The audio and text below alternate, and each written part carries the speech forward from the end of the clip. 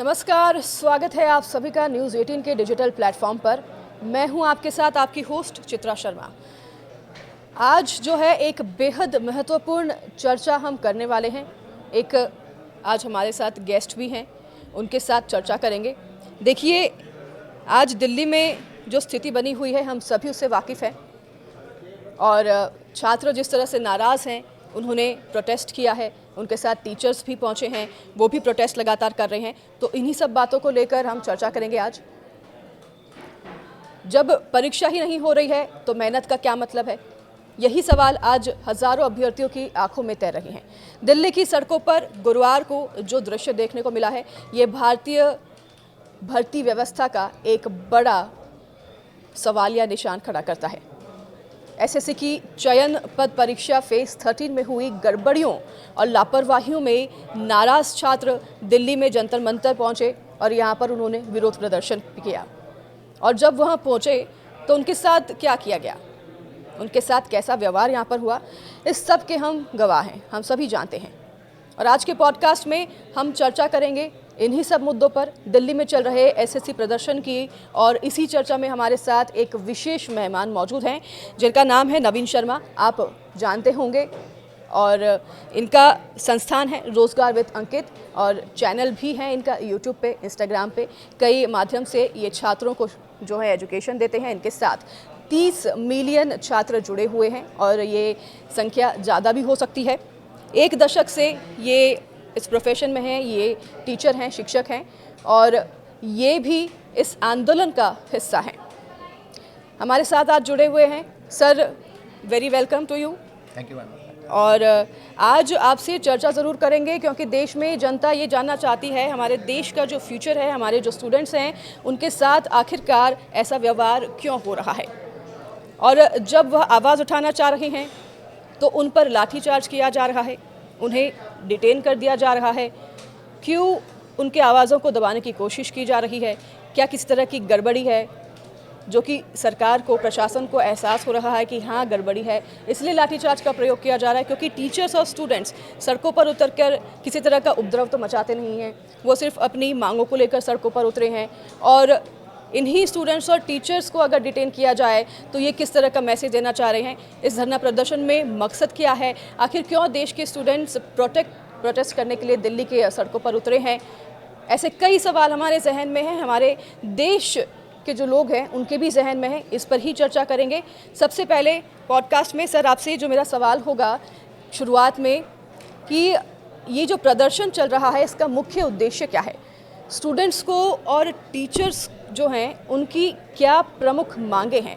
क्योंकि हमने देखा कि टीचर्स और स्टूडेंट्स जब आए हैं वो प्रोटेस्ट करने के लिए, तो उनकी कुछ ऐसी बड़ी मांगे नहीं हैं, उनकी बेसिक मांगे हैं और ये वाजिब भी है, जिनको सुनना चाहिए, जिस पर सुनवाई होनी चाहिए। तो आप ही से मैं पूछना चाहूँगी सवाल और आप ही से मैं शुरुआत करना चाहूँगी कि जो ये प्रोडक्शन हो रहा है, इस प्रोटेस्ट में, इस प्रदर्शन में छात्रों की क्या प्रमुख मांगे हैं? टीचर्स उनके साथ जुड़ आए हैं, काफ़ी चर्चित नामी टीचर्स भी उनके साथ जुड़े हैं जिनको डिटेन किया गया, ये भी हमने खबर देखी। प्रमुख मांगे आखिरकार क्या हैं?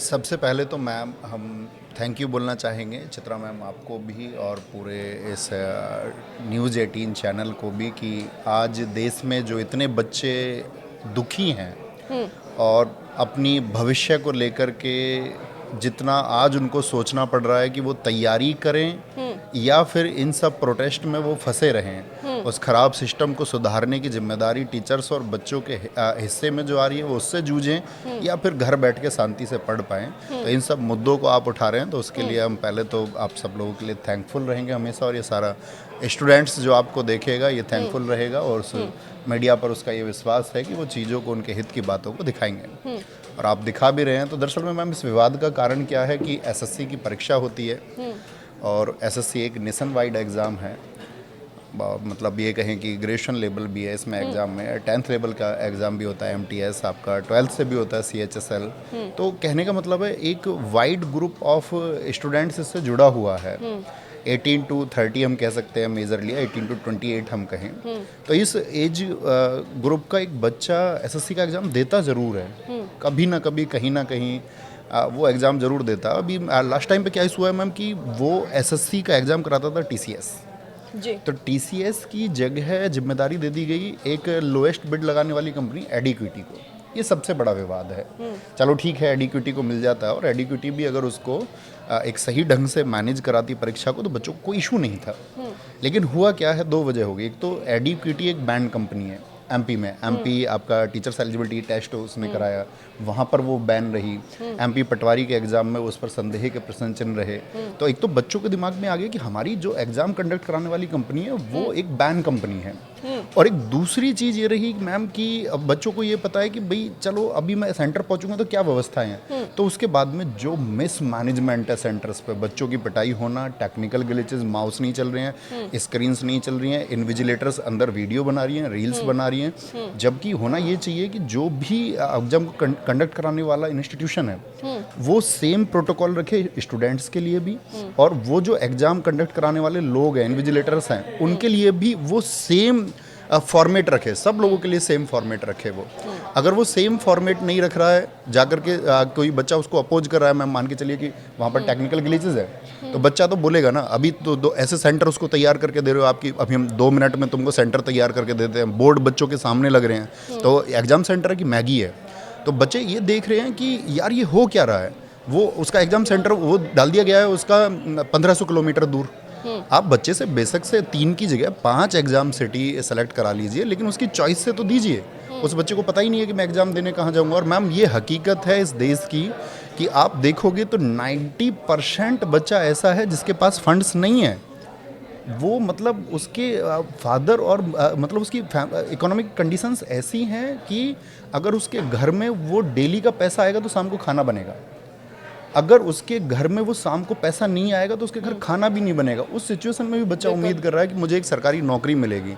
वो पढ़ रहा है, अपनी स्थिति को सुधारने के लिए काम कर रहा है, लेकिन जब वो जा कर के देखता है तो वो एकदम से त्रस्त हो जाता है। भविष्य को लेकर के उसकी सारी उम्मीदें खत्म हो जाती हैं, और यही एक विवाद का कारण बना कि एक एडिक्विटी को मिल जाना, और साथ में एडिक्विटी की बदतर व्यवस्थाएं वहां जाकर के जो बच्चों ने फेस की हैं उनके साथ में जो दुर्व्यवहार हुआ। बिल्कुल बिल्कुल आप सही कह रहे हैं, और ये जानकारी हमारे साथ भी है कि कई छात्र जो हैं वो परीक्षा केंद्र पर जब पहुंचते हैं तो उसके बाद उन्हें पता चलता है कि परीक्षा रद्द कर दी गई है। उन्हें पहले से ये जानकारी ही नहीं होती कि परीक्षा रद्द कर दी गई है। तो छात्रों का ये भी एक आरोप है कि वो इतना पैसा खर्च करके पहुंचते हैं, इतना समय बर्बाद करके वो पहुंचते हैं, और वहां जाकर पता चलता है कि सेंटर पर परीक्षा रद्द कर दी गई है। कुछ जगहों पर ये भी आरोप है कि सिस्टम क्रैश हो जाते हैं, कहीं पर कंप्यूटर्स ख़राब हैं, तो अगर कंप्यूटर्स चल रहे हैं तो माउस नहीं चल रही हैं, माउस चल रहे हैं तो वो सिस्टम क्रैश कर जाता है। तो इन सभी अनियमितताओं के कारण छात्रों के जो मेंटल पीस है वो डिस्टर्ब होते हैं, क्योंकि छात्र एग्ज़ाम देने आ रहा है और एग्ज़ाम शुरू होने से पहले ही अगर इतनी सारी प्रॉब्लम्स को फेस करना पड़ रहा है छात्रों को, तो ये एक काफ़ी बड़ी डिफ़ॉल्ट की तरह पर सामने आ रही है। और आपने एडुकेटी के जिसका नाम लिया एजेंसी का, वो कंडक्ट करा रही है अभी, वो शायद से डिफ़ॉल्टर में भी है सरकार की तरफ से।